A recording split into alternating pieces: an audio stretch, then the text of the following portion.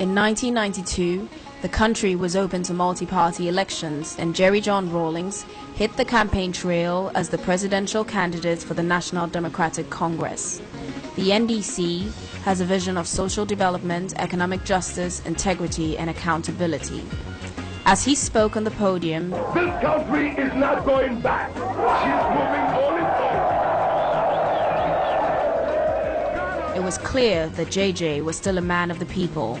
He continued to hold true to his beliefs that enabled him to rise up against the economic injustice of the 1970s. When we took over the reins of the economy, ladies and gentlemen, I thought so.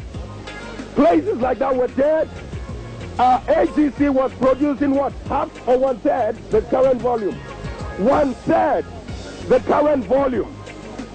We have tripled HDC's goal. When we started off with nothing but one thing: the truth and integrity. The truth and integrity. And this is what has brought this country out of the darkness. Now that we are beginning to see the light, with the responsibility and the duty of accomplishing what we set out to do, do we want to see the clock turn back? Do we want to see the clock turn back? After 58% of the population voted JJ for president, he was sworn in on the 7th of January 1993 to become the first president of the Fourth Republic. I, Flight Lieutenant Jerry John Rawlings, Flight Lieutenant Jerry John Rawlings, having been elected to the high office of President of the Republic of Ghana, the Republic of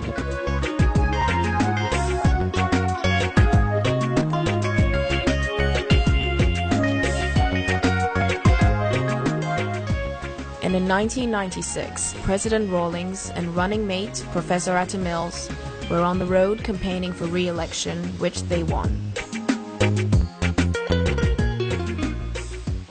This victory is not a victory to sleep. It's not a victory for laziness, but it's a victory to work even harder.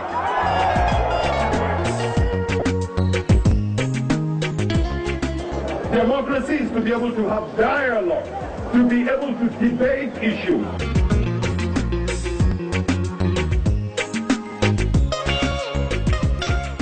Together with Cabinet, the President and Commander-in-Chief determined general policy of the government. He consulted with traditional leaders as well, which kept him in touch with the grassroots.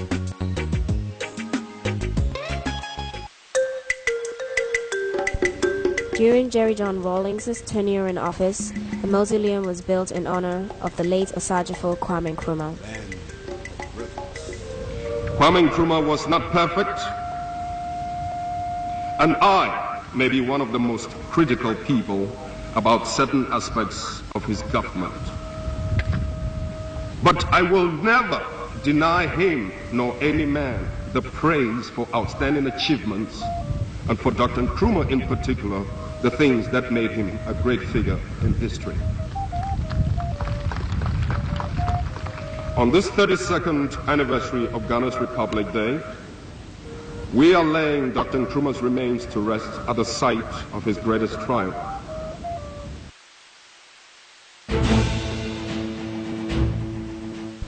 After 7 years of fighting in Liberia, stability was returned after Ghana contributed troops to a multinational force created to end the conflict.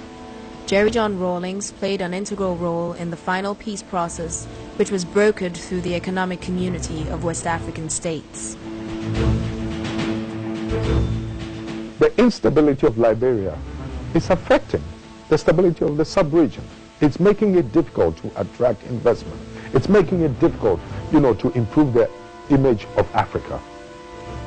So I'm suffering, not indirectly, directly, both through the contribution of my troops to bring about stability and through the fact that, look, it's creating a wrong perception of Africa.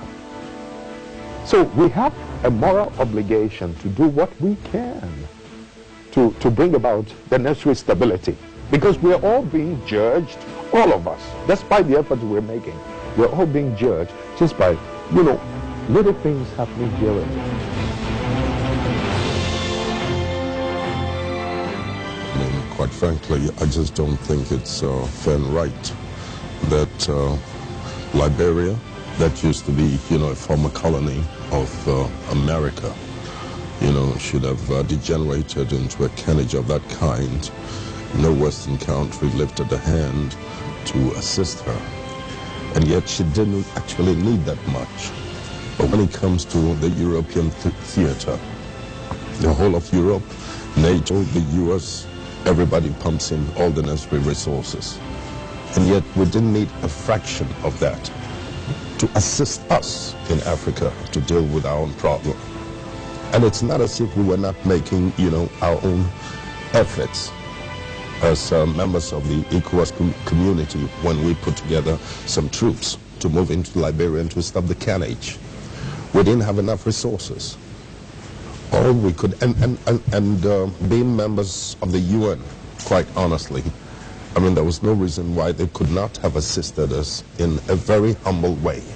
And had they done so, we could have brought this Liberian situation under control a much longer time ago.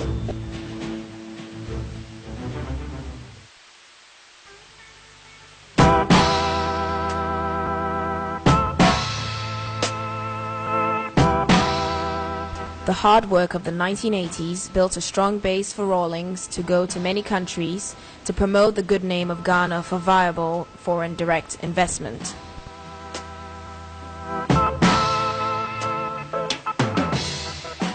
It might be going too far to say that we're hoping to become a trading powerhouse. We're only making our very humble effort.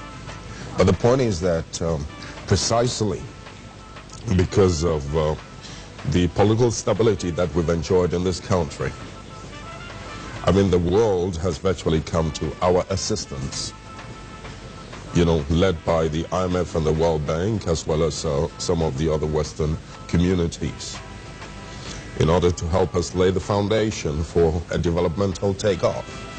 We've used these resources to build roads, to extend electricity into as many regions as possible, and very soon there will not be a single district in my country that will not have energy.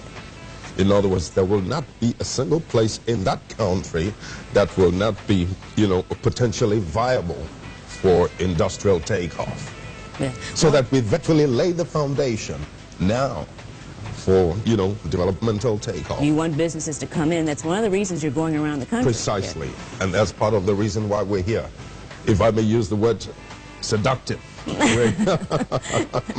We're here to seduce as many American businessmen as possible to recognize that, you know, for all the efforts that we've made, I think it's only obligatory on their part to do what they can to invest in my country. In the process, he was given awards and the keys to various cities